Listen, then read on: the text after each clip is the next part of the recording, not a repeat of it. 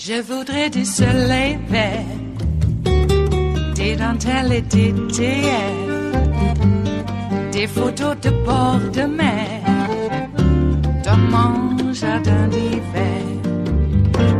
Je voudrais de la lumière, comme en Nouvelle-Angleterre. Je veux changer d'atmosphère, dans mon jardin d'hiver. Ma fleur, sous la pluie de novembre, tes mains qui courent, je n'en peux plus de t'attendre. Les années passent, qu'il est loin, là je tombe. Nul ne peut nous entendre. Je voudrais du Fred Astaire, revoir un latte. Thank you, Chairman, and thank you everyone for joining us here in this panel today. Today is my lucky day because for ages we're consistently told that single-payer health care is too expensive. We're told constantly, how are you going to pay for it? How are you going to pay for covering the insulin costs of everyday Americans? And I seem to have found part of my answer here today, because it seems that TransDigm sold a part called a non-vehicular clutch disc. You have to excuse how small the image is here, but it's up there on that screen. But it would, if I blew it up much larger, it wouldn't even be to scale, because this disc is only about 3 inches anyway. And it seems as though TransDigm sold 149 non-vehicular clutch discs to DoD. It costs about $32 to make the part. And TransDigm charged us $1,443 for each of these 3-inch discs. As a result of the upcharge, the Inspector General determined that TransDigm profited 4,436%. A pair of jeans can cost $32. Imagine paying over $1,000 for that. But the good news here is that what I've found is that the cost of about 149 of these clutch discs will cost, at cost, is about $4,768, except TransDigm charged the public $215,007. That is a margin of about $210,239. Mr. Howley, are you aware how many doses of insulin we could get for that margin? I'm not.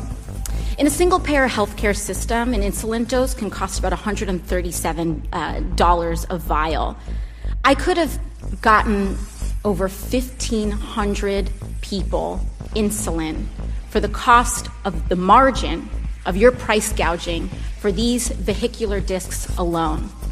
The incidence of diabetes, according to the CDC, is about 7 people in 1,000, which means I could have covered the insulin costs of a community of 21,400 people for the cost of your price gouging of the public on a non-vehicular clutch disc alone.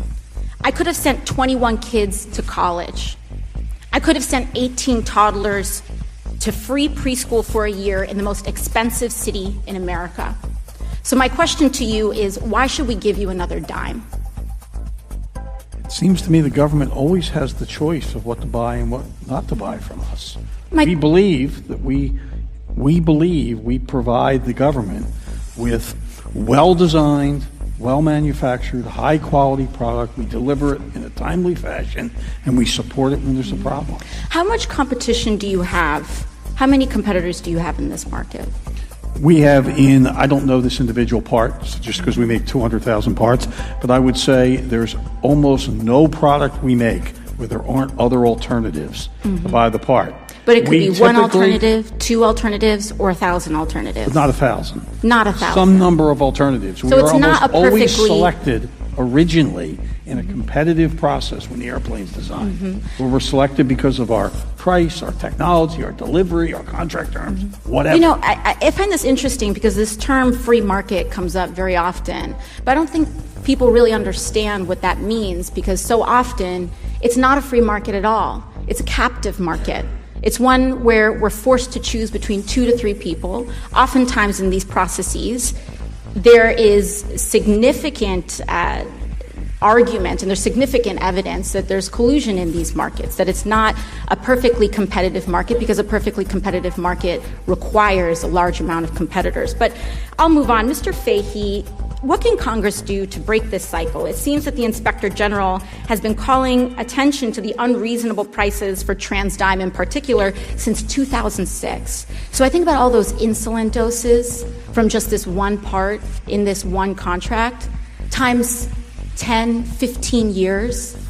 What can we do to break this cycle? So, ma'am, first, I would support, the recommendations of the DODIG and working with Congress to figure out.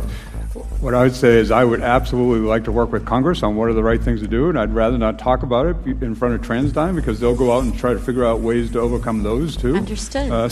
So it just, as I said, it just bugs me that we have to do this, right? And what it does is it's additional bureaucracy within my system to account for these bad situations. Well, I look forward to us having a confidential meeting sometime soon. Thank you very much. It is Thursday, the 16th of May of 2019, and you are in West Coast Cookbook and Speakeasy. I am your chef de cuisine, Justice Putnam, and our daily special is Metro Shrimp and Grits Thursdays. A little bit of jambalaya, a little bit of spice in your life. Well, folks, speaking of spice in your life, don't go to Alabama for shrimp and grits. Boy, you might get investigated for killing your baby. You don't have one? Well, that's just proof that you're a murderous witch. Yeah, if they could burn women at the stake in Alabama, they would. And I have a great fear that's what they're working for. Why? I'll tell you why. Certain kinds of people are prone to certain kinds of conditioning. And I'm not going to blame everybody in Alabama. There's some people who are trapped there. Really. So we can't just abandon Alabama.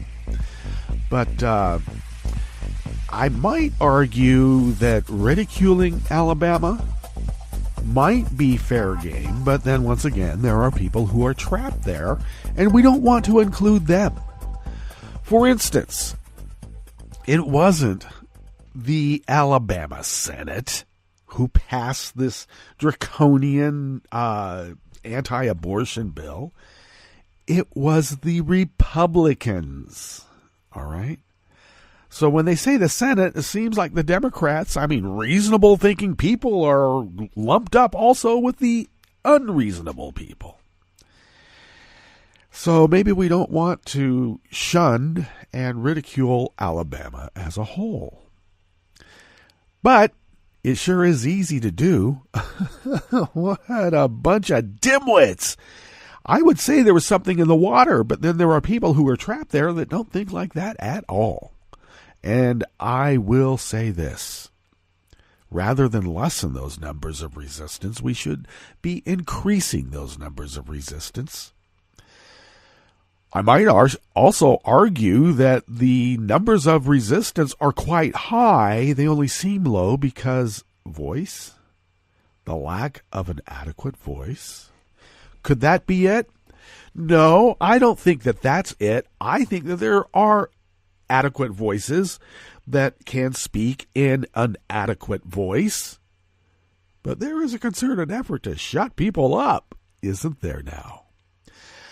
I hate this fetal heartbeat bill and this theological explanation. It has a heartbeat. What about the mom? She has a heartbeat. I would like to propose that a bill be passed to test if any Republican has a heart.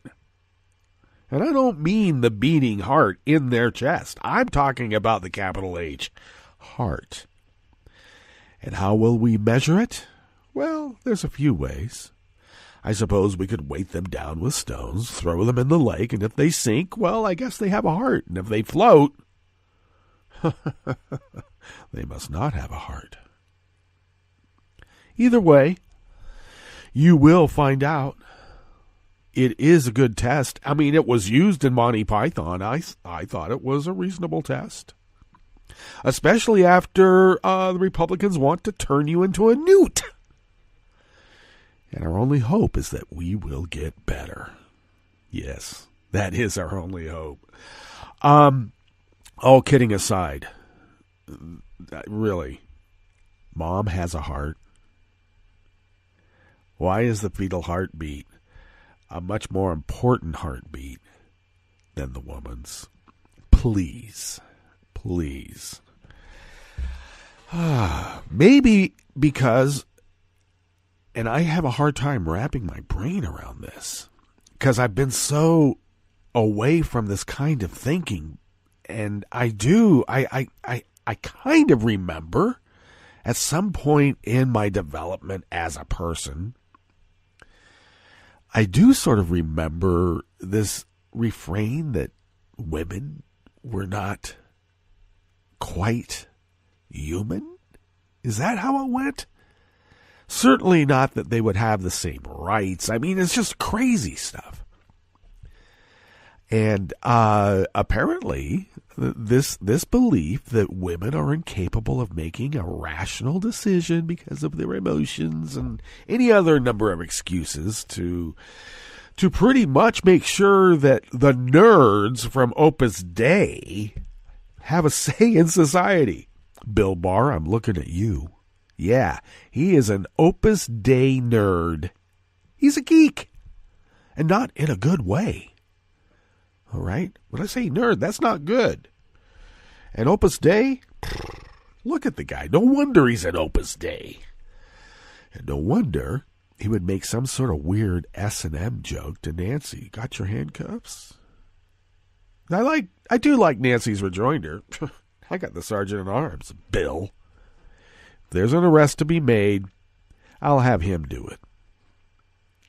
A subtle way of saying, yeah, I brought some cuffs, and that guy over there with his team are carrying them.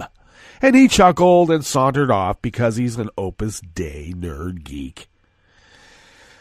Oh, boy. I remember when America was great, in spite of all of our faults. And this guy has totally destroyed it because he's hated America and he's hated Americans. Maybe there should be a test about how much money someone has, because it certainly seems that the more money one has, the less loyalty they have towards the nation. Oh, let me interrupt myself here. They put on a show of patriotism. Oh, I care about the troops, and I care about the flag, and people should be saluting the flag. Yeah, it's all an authoritarian BS. They could care less. I don't know. I think I'm going off here. I'm quite discombobulated over all of this.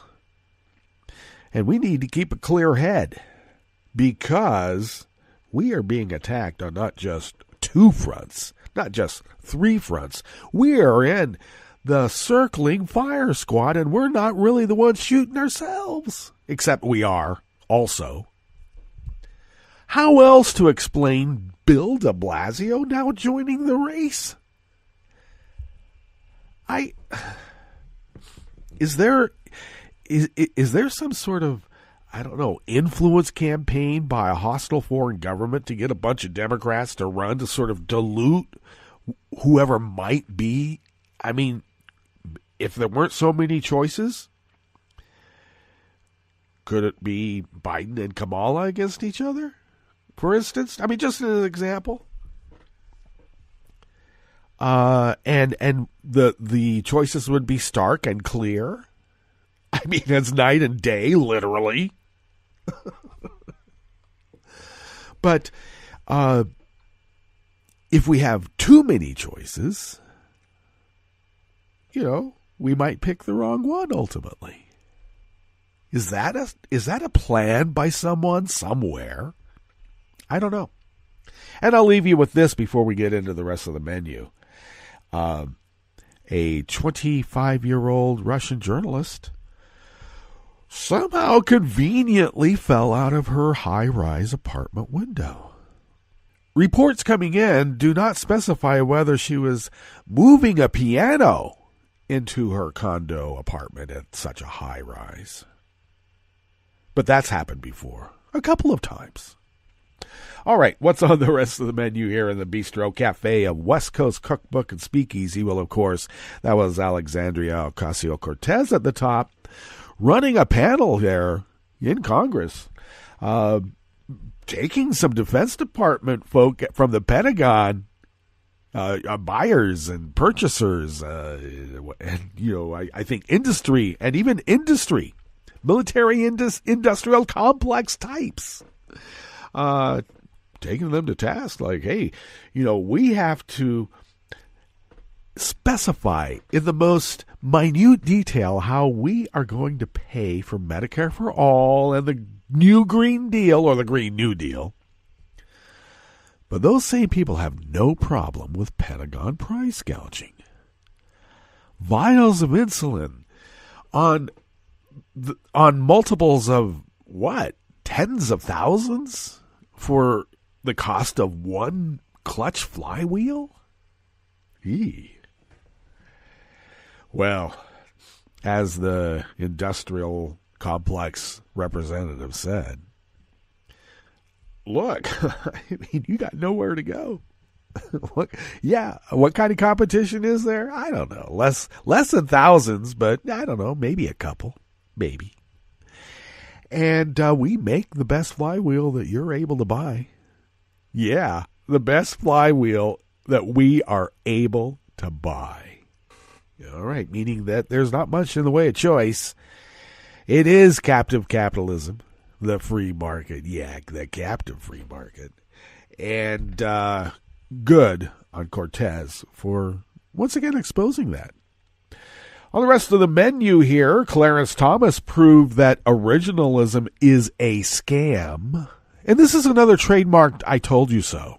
I told you so when Clarence Thomas first came up. Jerry Nadler blasted the White House for claiming that the president is a king. At least his lawyers think so. That being Trump's lawyers, by the way. And 17 countries pledged to tackle online extremism, but Trump said no. Because look, white nationalists are his base, really from around the world even. After the break, we then move to the chef's table where a Pennsylvania GOP congressman is caught selling dangerous cars at his dealership. Perfect. A Republican used car salesman selling lemons and not caring. Hey, buyer beware.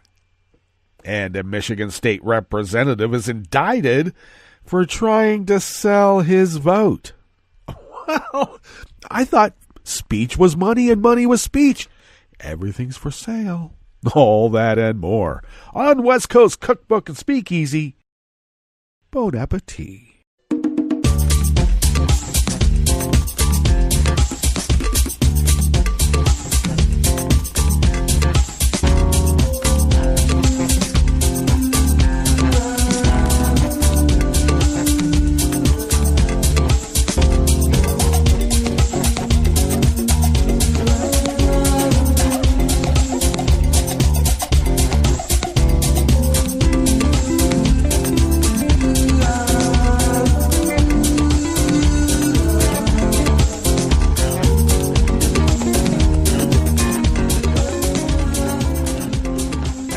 Bottom of our homepage at netrootsradio.com. To the rightish of the page is the chat room link, monitored by Kelly Lincoln. So do check in, engage there, please. To the leftish of the page from the chat room link at the bottom of our homepage at netrootsradio.com is the contribute link, or the link to our Patreon contribute area. And if you could become a recurring Patreon of Netroots Radio, as I've stated before, even if you could afford a latte type coffee drink once a month, that amount goes a long way to helping us pay our bills and also to save monies to buy new machinery, because we have been broadcasting 24/7, 365 for 8 years this year. Wow, it's been that long? Doesn't seem that long, but it is. And a lot has happened. Wow. And some of those things that have happened is that we had to get some new machinery in the midst of all that. And now this machinery is wearing out. Wow. So thank you for your generosity. And in keeping Netroots Radio resisting as the founders originally intended, indeed. Do follow Netroots Radio on Twitter at Netroots Radio. Tom takes care of that. And thank you, Tom. Follow me on Twitter at Justice Putnam. Check out the show notes and links diary on Daily Codes that I post about 10 minutes before showtime, and then get the links on social media in that little window. Sometimes a little over, because I can. And you can follow the show on Twitter at Cookbook West.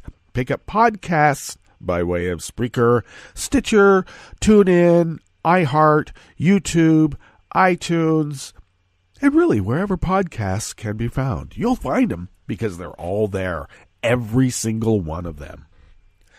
All right, we better get into this art offering by Ian Millhiser in Think Progress, because it is a bit comprehensive, and as it should be.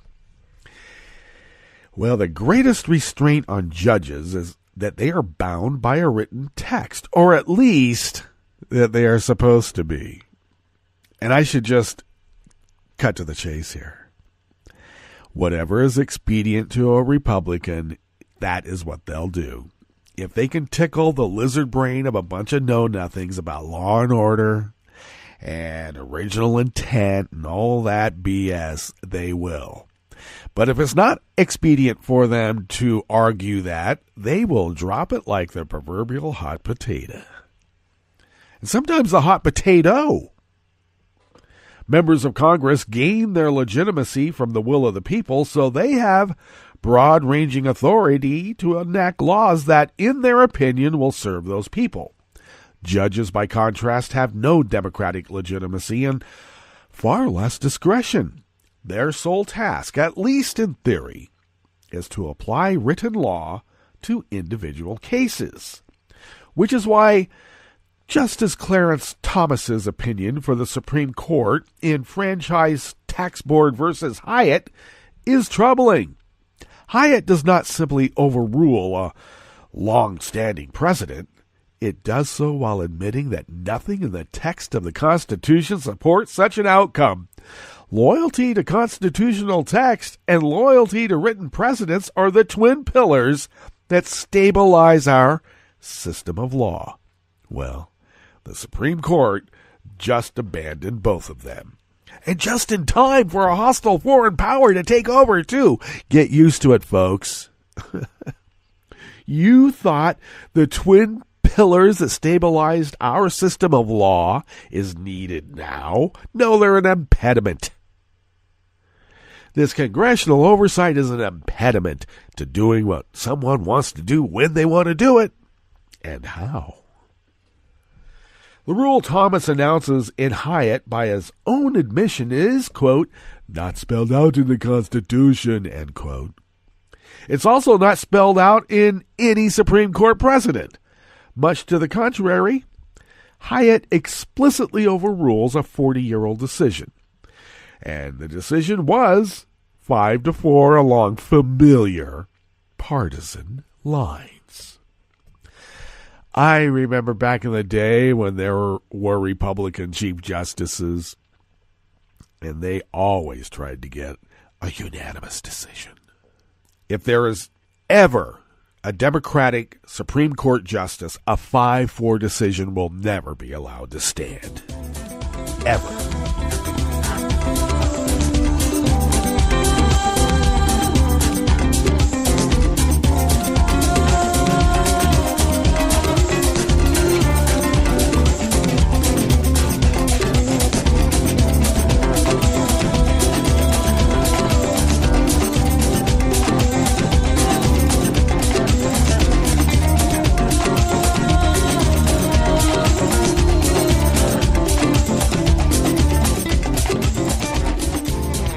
Emily Singer of Share Blue Media brings us this next offering here in the Bistro Cafe of West Coast Cookbook and Speakeasy, Metro Shrimp and Grits Thursdays. I should enter here a bit of defense for the White House. Now, no one in the White House has really ever implied that Trump is a king. Au contraire, a personage of a king is really much less than what should be applied to a man like Trump. In fact, he's not a man, he's a god. Trump is not just God's emissary on earth. Emissary on earth, Trump is God. God on earth. Ask anybody in the White House, they'll tell you. House Judiciary Chairman Jerry Nadler slammed the Trump administration yesterday, Wednesday, saying that the White House's blanket refusal to comply with legitimate congressional requests from 81 Trump officials or allies is akin to, quote, claiming that the president is a king, end quote. Nadler went on to say no president, no person in the United States is above the law, and the White House will just counter and say, he's not. He's not a man. He's God. He even has his names on high-rise buildings. How did they get there? In a letter to Nadler on Wednesday, White House counsel Pat Cipollone declared that the White House will ignore Nadler's subpoena because it was issued not to further a legitimate legislative purpose, but rather to conduct a pseudo-law enforcement investigation on matters that were already the subject of the special counsel's long-running investigation. Nadler smacked the idea down in a statement on Wednesday, replying to Cipollone's letter. Today, the White House made the extraordinary demand that the committee discontinue its inquiry into obstruction of justice, public corruption, and abuses of power, including as set forth in the Mueller report, Nadler wrote. We will do no such thing. The White House position appears to be that the Justice Department cannot hold the president accountable since it purportedly cannot indict him. Now it adds the extreme claim that Congress cannot act either because that would duplicate the special counsel's work. This flies in the face of the American idea that no one is above the law. Well, that was a sternly worded letter. And Nadler then summed up and said, and I reject that no one is above the law. Or no, he doesn't reject it. He accepts that no one is above the law, but he rejects that Trump would be above the law. And that's sternly worded, too. I hope we get something a little bit more than a sternly worded letter. How about, this is just an idea. I'm spitballing here. How about defunding these people's income as government employees? Cut off their pay. Congress controls the purse strings. Cut them off. Now, we all know that it's nonsense for Cipollone to argue that Congress cannot use its legitimate subpoena powers to investigate something just because Special Counsel Mueller already investigated it. We're talking law and order here. Two branches of the police, the investigators and then the DAs who prosecute. Come on. The Republicans and the White House are saying, well, the special counsel wasn't an investigator. He was a prosecutor. No, he was the investigator. Congress is the prosecutor. Well, the Senate. And that's how the system works. But apparently they didn't teach that in that FSB crash course for Russians, dupes, assets, and idiots. Now, did they?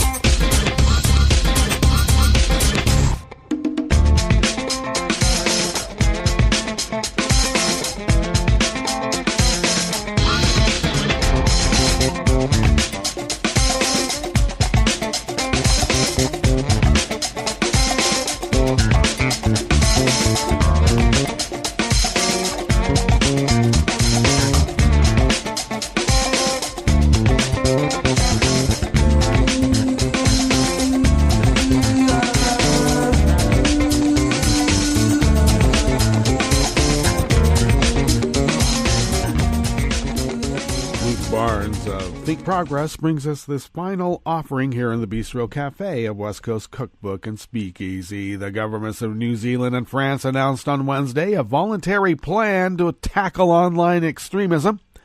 The initiative has the support of 17 countries, including Australia, Canada, and the United Kingdom. Tech giants Google and Facebook have also voiced their approval, but Donald Trump is having none of it.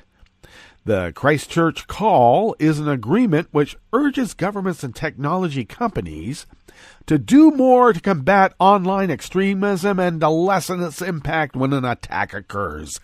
Well, if they did that, Trump wouldn't be able to tweet anymore, in this reporter's opinion. Among the commitments are a pledge to enforce laws prohibiting the dissemination of violent extremist content, to develop and promote grassroots strategies to counter extremism and radicalization, and for online service providers to consistently and transparently enforce community standards. The initiative was spearheaded by New Zealand Prime Minister Jacinda Ardern and French President Emmanuel Macron during a summit in Paris, or as they like to say there, Paris. Both their countries have learned the tragic lesson of how online radicalization can lead to deadly real-world violence, and Trump looks at it as a good thing. Wow, if we had that here, maybe some of my base would use their Second Amendment remedies in the way that God intended. While the agreement is non-binding with no regulatory measures, more of acknowledgement of the seriousness and global reach of the problem as opposed to a series of new laws, there has already been some reaction from big tech firms. The same day the agreement was announced, new rules went into place on Facebook to immediately ban people from live streaming on the site if they break Facebook's most serious policies, namely spreading extremist propaganda, or, live streaming the murder that you're perpetuating upon your school, like killing 60, 70 kids, and live streaming it with your GoPro. And Trump said, we're not stopping that. I mean, we already have Melania, and she'd be best at whatever they say that she does. Einstein. She had an Einstein exemption. Come on. All right, let's get to our break, and when we come back, we will go through weather from around the world and finish up with the stories that we've curated for you today. You are listening to West Coast Cookbook and Speakeasy, and we will be right back. You are listening to netrootsradio.com. Please hang up and try again.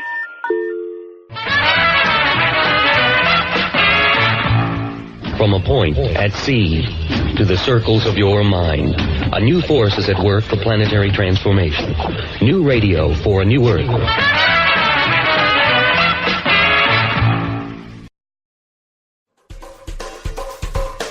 This is Scientific American's 60-Second Science. I'm Adam Levy. Avoiding the worst effects of climate change will require action. But it's hard to take action when you don't even know there's a problem.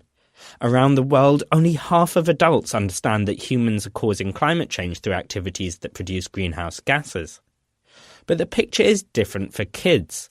Previous work has shown that children are more engaged and more knowledgeable than adults are about climate change.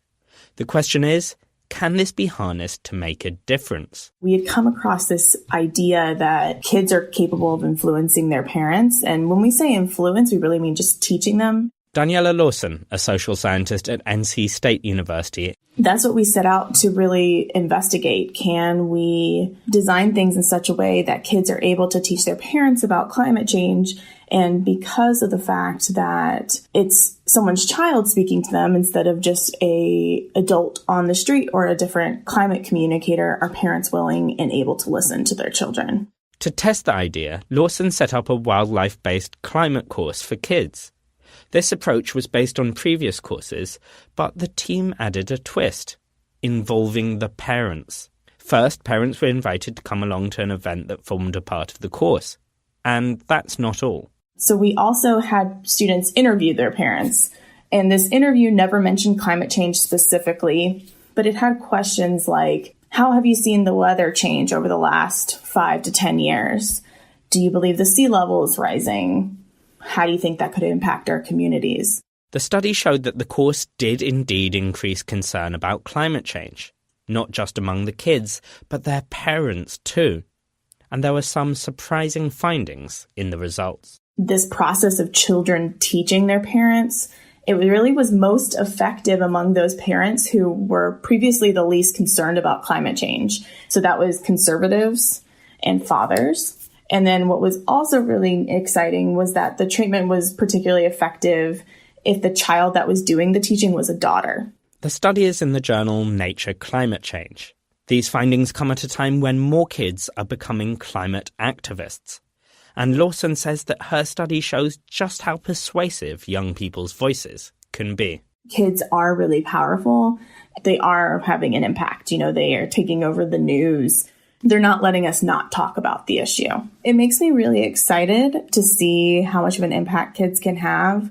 And I think kids can just have the power to bring us together in a way that we haven't seen yet when it comes to climate change. Thanks for listening. For Scientific American's 60-Second Science, I'm Adam Levy. This program is presented by the Centers for Disease Control and Prevention. Heart disease and stroke can be catastrophic. They're leading causes of death, disability, and healthcare spending in the U.S., yet they're largely preventable. Alarmingly, heart disease and stroke are taking a toll on middle-aged adults 35 to 64, with over 800,000 deaths and hospitalizations in 2016. Million Hearts is a national initiative focused on preventing 1 million heart attacks, strokes, and other cardiovascular events by 2022. Coordinated actions by Million Hearts partners in communities, healthcare, and public health will keep people healthy, optimize care, and improve outcomes in populations at risk. Everyone has a part to play. Focus on the ABCs of heart health.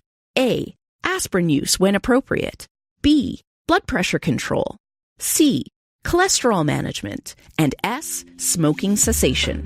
To learn more, visit cdc.gov/vital signs.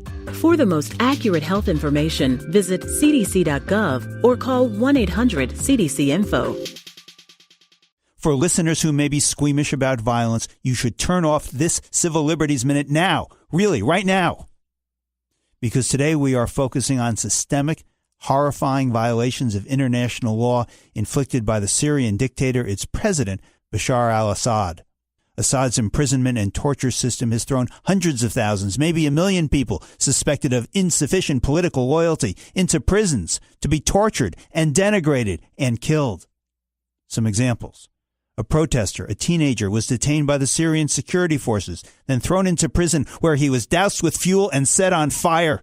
The boy languished for days and then died. A civil rights attorney who cited the Syrian law about a fair trial to a judge was thrown behind bars, blindfolded, handcuffed, stripped naked, not allowed to sleep, deprived of water for days, and forced to drink his urine. Prisoners are hung from cell walls. A prisoner who complains of hunger is dragged to a toilet, and then his mouth is stuffed with excrement. And women are routinely raped and then thrown into cells only large enough for them to stand up, a cell without a toilet. These kinds of stories from Syria are not new, but they have recently been reported again on the front page of the New York Times and on PBS. And yet and still, governments are complacent and complicit, and the world sleeps. The Civil Liberties Minute is made possible by the ACLU, because freedom can't protect itself. I'm Rick Smith, and this is Labor History in 2. On this day in labor history, the year was 1979. That was the day that A. Philip Randolph, perhaps the most significant African-American figure in the U.S. labor movement, passed away. He was 90 years old. During World War I, Randolph and Chandler Owen founded the monthly magazine The Messenger in Harlem. From the pages of The Messenger, Randolph called for an end to employment discrimination against black workers. A few years later, sleeping car porters who worked on trains for the Pullman Car Company wanted to form a union. They knew they faced an uphill battle because the Pullman Company was notoriously anti-union. They reached out to A. Philip Randolph, inviting him to lead their effort. Since he did not work for the company, Randolph could not be fired for talking about the union. He accepted the job. It took 12 long years of struggle, but in 1937, the Brotherhood of Sleeping Car Porters signed their first union contract. They became the first national black union of the American Federation of Labor. During World War II, Randolph organized a planned march on Washington, calling for an end to discrimination in defense industry employment. He called off the march when President Franklin Delano Roosevelt conceded and issued Executive Order 8802, prohibiting the defense industry from engaging in acts of discrimination. In 1963, Randolph helped to plan another march on Washington, D.C. This march he did not cancel. The March on Washington for Jobs and Freedom drew 250,000 civil rights supporters to the nation's capital. That day, Randolph shared the podium with Dr. Martin Luther King Jr., who delivered his famous I Have a Dream speech. A. Philip Randolph fought more than half a century for labor rights, for civil rights, and for dignity. Labor History in 2 brought to you by the Illinois Labor History Society and The Rick Smith Show.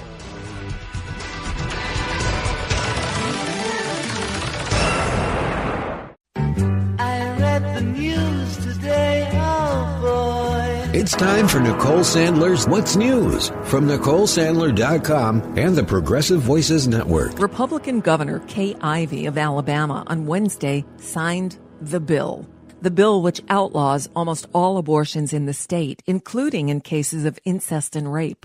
The law was written to trigger court challenges, which abortion opponents hope will lead a conservative majority on the U.S. Supreme Court to overturn Roe v. Wade. You don't control this. You don't own this. Democratic lawmakers outraged. You know, there is no law in this country on the books that says what a man can or cannot do with his body. And abortion rights advocates calling for a nationwide response today. The nation's most restrictive abortion law. All those in favor, Republican men. Life is precious. Life is a gift of our Creator. Now you're in my womb. I want you out. The law effectively bans abortion by making it a felony punishable by up to 99 years or life in prison for performing the procedure. The law does include very limited exceptions, such as serious health risks to the mother. Democrats attempted to add an amendment to exempt victims of rape and incest, but that failed. She get raped and have to have that child based on an Alabama law, just because we want to legislate morality. This fight now potentially setting up a Supreme Court showdown. Our choice. The ACLU and Planned Parenthood have already said they plan to challenge this in court, which supporters of the law admit is kind of the point. We'll never get a heartbeat bill to be constitutional until Roe versus Wade is decided and reversed. And so I think everybody understood that. Alabama is one of 16 states to introduce or pass restrictive abortion legislation, sometimes called heartbeat bills, this year. Missouri's Republican-led Senate met in Thursday's pre-dawn hours to pass a bill, 2410, that would ban abortions at 8 weeks of gestation. This bill, which still has to pass the state's Republican-led House, calls for prison terms of as much as 15 years for doctors performing abortions after the 8-week cutoff. The bill allows exceptions for medical emergencies, but not for pregnancies born of rape or incest. Kentucky, Mississippi, Ohio, and Georgia also recently approved bans on abortion at the point that a fetal heartbeat is detected, which can occur as early as 6 weeks and sometimes before a woman even knows she's pregnant. The bill in Alabama bans abortion outright with no exceptions for rape or incest, a head-on challenge to 1973's Roe v. Wade decision and to a 1992 U.S. Supreme Court decision in Planned Parenthood versus Casey. Senators from both sides of the aisle on Wednesday demanded that the Trump administration explain why it had evacuated U.S. diplomatic missions in Iraq and brief lawmakers on the alleged threats from Iran that prompted the move. Foreign officials have also disputed the Trump administration's Iran threat claims. Major General Chris Jika, a British deputy commander in the global coalition against the Islamic State, told reporters from Baghdad Wednesday, quote, "There's been no increased threat from Iranian-backed forces in Iraq and Syria." CNN has more. Updated military options for possible war against Iran include detailed destruction of the regime's massive missile inventory and air defenses before moving to attack nuclear sites. It would take months of buildup and more than 100,000 U.S. troops fighting from the air, land, and sea, according to U.S. officials. That option has been briefed to senior officials, including John Bolton, the National Security Advisor, a longtime Iran hawk. But would President Trump, who wants to reduce overseas troop levels, take the U.S. to war against Iran? We have not planned for that. Hopefully we're not going to have to plan for that. The immediate focus, get Iran to back off from what the Pentagon believes is a plan to possibly attack U.S. forces in the region.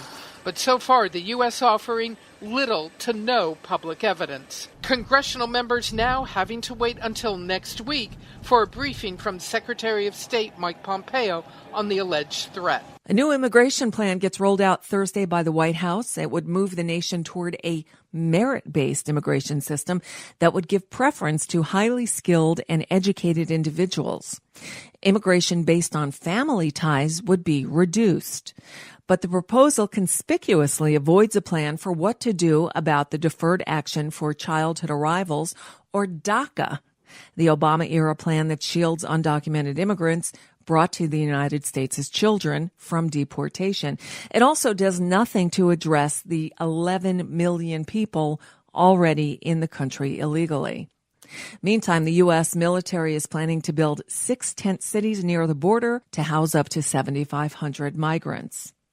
And another child has died in U.S. custody after being detained at that border. The 2-year-old from Guatemala is the 4th known minor to have died in custody after being detained by the Border Patrol since December. I got good news. And that's just a bit of what's news for now. I'm Nicole Sandler. If you appreciate these reports and the Nicole Sandler Show, I hope you'll consider making a contribution. My work is 100% listener supported, and I can't do it without your help. Find out more at NicoleSandler.com/donate.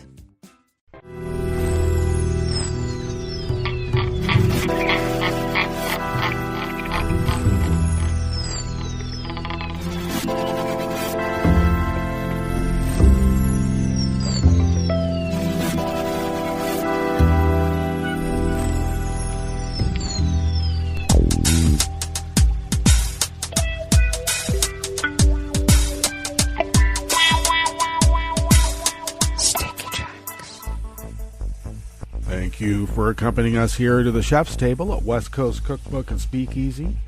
Metro Shrimp and Grits Thursdays. We always begin weather from around the world along the banks of the Rogue River in the Rogue River Valley of Southern Oregon on the west coast of the continental United States of America, where it is currently 55 degrees Fahrenheit.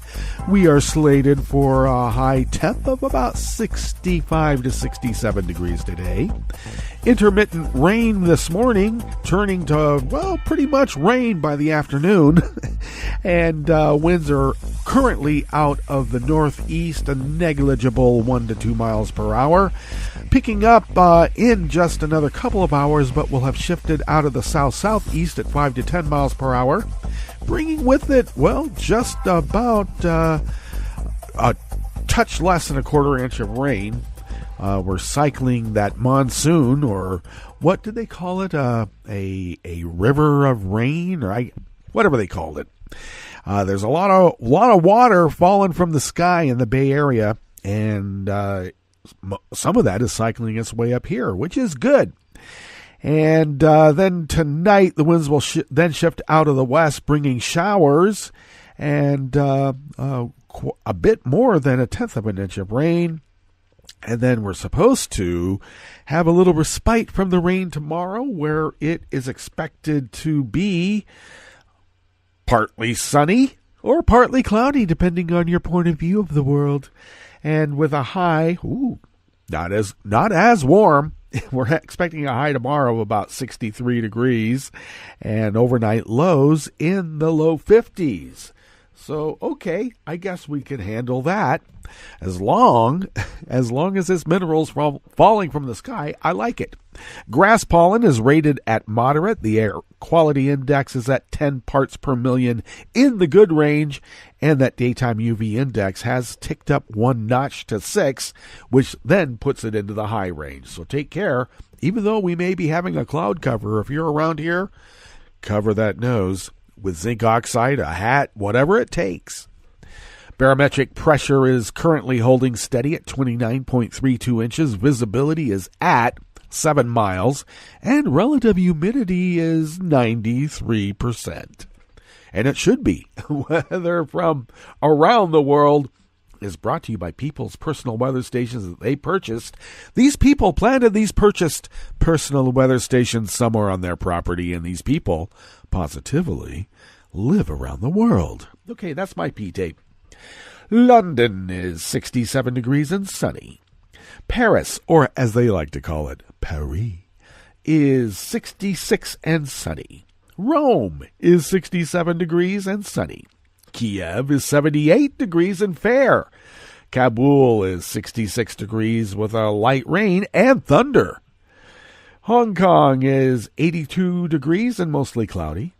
Tokyo is 66 and fair. Sydney, Australia is 58 and clear. San Francisco, California is 54 degrees and mostly cloudy with a flood advisory. And New York is 66 degrees Fahrenheit and mostly cloudy. That's because Bill de Blasio's running for president. There ain't no sunny skies about that. And that is weather from around the world. Brought to you by people's personal weather stations that they purchased.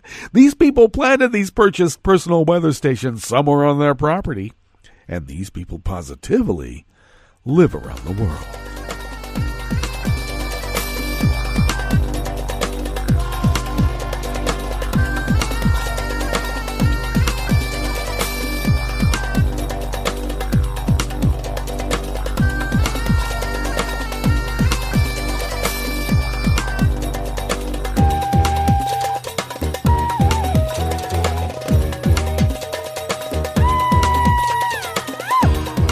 Dan Desai Martin of Share Blue Media brings us this first amuse-bouche here at the chef's table at West Coast Cookbook and Speakeasy. If you buy a car from one of Representative Mike Kelly's, and he happens to be a repug of Pennsylvania, of course, that he sells at his used lots, you may be purchasing one with potentially deadly effects. We call them lemons. And sometimes lemons leave a sour tasting in your mouth, no matter how much you sugarcoat it. According to a late April investigation, Kelly was trying to sell 17 vehicles that were under safety recalls from across 2 locations. Well, wow. You got a recall? Oh, don't worry about it. Caveat emptor, buddy. Caveat emptor. One of those vehicles contained a defective explosive airbag that has killed 24 people globally. That one airbag? Jeez, that's almost like a serial killer airbag. They ought to make a movie about that. But Kelly was willing to sell the car without repairing the potentially lethal defect because Pennsylvania law allows him to bury a warning about the unrepaired recall in the buyer's mountain of paperwork. It's right there. Here. Oh, you don't have a magnifying glass? Well, we have a Cracker Jack box one. Maybe that will work. Kelly's actions are tremendously dangerous and irresponsible. Rosemary Shahan, president of Consumers for Auto Reliability and Safety, said. Mike Wiega, a local mechanic, said that most of the defective cars Kelly was trying to sell had critical safety defects and asked if they should be sold without repair. Wiega said no. If it's a critical safety issue, no. They should be fixed before they're sold, he said. And it was only common sense, but when you're a used car salesman, if you can convince somebody to walk out of that lot with that car, and sometimes that's walking. They got to push the car. If you can get them to do that, hey, it's their baby now, isn't it? It's their baby now. In Congress, Kelly spoke out in favor of allowing car rental agencies to rent cars with safety recalls to consumers without fixing the underlying issue. Of course he would. He's a used car salesman. There is not a single person in our business that would ever put one of our owners in a defective car or a car with a recall. Are you serious? My brother ran one of, well, to be honest, the second largest wholesale auction in Southern California. Are you serious? No one ever put anybody in a defective car? I had a girlfriend in high school whose brother and sister were driving a Pinto. You know, the one that when they got lightly rear-ended, they burst into flames. Yeah, and they did, and they died a horrific death. On the Riverside Freeway, Highway 91, the 91 freeway, right there by the Anaheim Drive-In. They were put into a defective car, knowingly.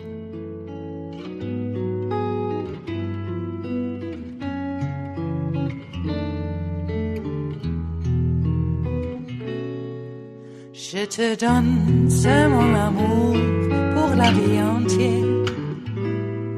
La promesse de me trouver à tes genoux. Aussitôt que tu m'appelles, rester toujours fidèle. C'est tout, c'est tout. Je te donne tous mes printemps, mes étés de mer. Mes automnes, quand les feuilles tombent partout.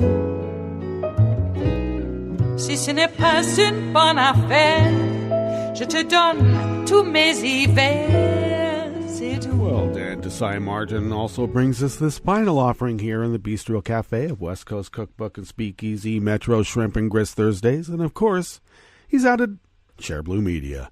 Michigan State Representative Larry Inman Repug was indicted on Tuesday by a federal grand jury for bribery charges related to a scheme to sell his vote on a bill about wages. According to the indictment, Inman sent text messages to a carpenters union soliciting campaign donations in return for a promise to vote no on the repeal of a Michigan prevailing wage law. I hear the prevailing wage vote may be on Wednesday, he said in a June 2018 text message to Michigan Regional Council of Carpenters and Millwrights.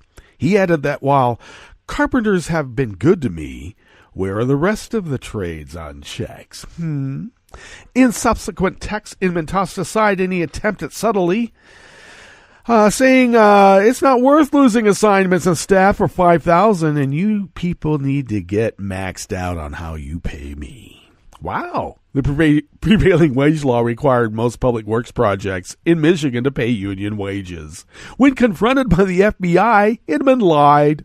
Of course he is. He's a repug. They think they can get away with everything. And they often do. While Inman engaged in criminal behavior, his actions attacking the wages of Michigan workers are not different from the rest of his Republican colleagues. After Democrat Gretchen Whitmer won the race for governor in the 2018 midterm election, Republicans used a lame duck legislative session to attempt to roll back the state's minimum wage law. And the Detroit Free Press hammered those efforts, saying this year's outgoing legislative class has already demonstrated its contempt for Michigan voters and the politicians they've elected to represent them in Lansing starting January 1st. Inman allegedly acted in a criminal manner, but the actions of the entire Michigan Republican Party were shameful affronts in attacking Michigan workers, indeed. Well, that brings us to the end of our broadcast period for the day, but you know Netroots Radio is going to broadcast on. And we'll meet up tomorrow for Blue Moon Spirits Fridays, so stay tuned to Netroots Radio all day and all night for all the breaking news as it breaks. And we'll meet up here tomorrow, right here in West Coast Cookbook and Speakeasy. Bon appetit.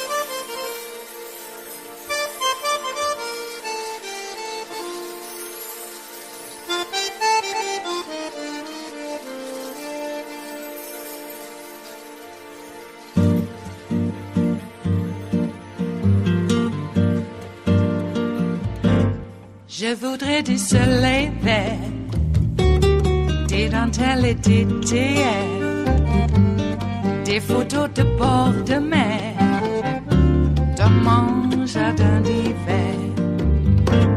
Je voudrais de la lumière, comme en Nouvelle-Angleterre. Je veux changer d'atmosphère dans mon jardin d'hiver. Ma robe à fleurs sous la pluie de novembre. Tes mains qui courent, je n'en peux plus de t'attendre. Les années passent, il est loin, là je tombe. Nul ne peut nous entendre. Je voudrais du Fred Astaire, revoir un latte Goël. Je voudrais toujours te plaire dans mon jardin d'hiver. Je veux déjeuner par terre, comme au long de golfe clair, t'embrasser les yeux ouverts dans mon jardin d'hiver.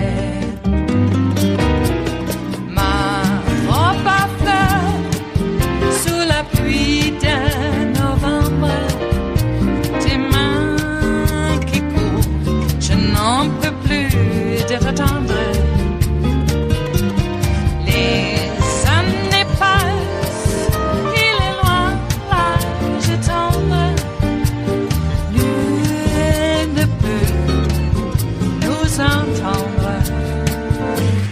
Ba-da-da-dum-di-da-dum, ba-da-da-dum-di-da-dum, ba-da-da-dum-di-da-dum, dans mon jardin d'hiver. Ba-da-da-dum-di-da-dum, ba-da-da-dum-di-da-dum, ba-da-da-dum-di-da-dum, dans mon jardin d'hiver. Dans mon jardin d'hiver, dans mon jardin d'hiver.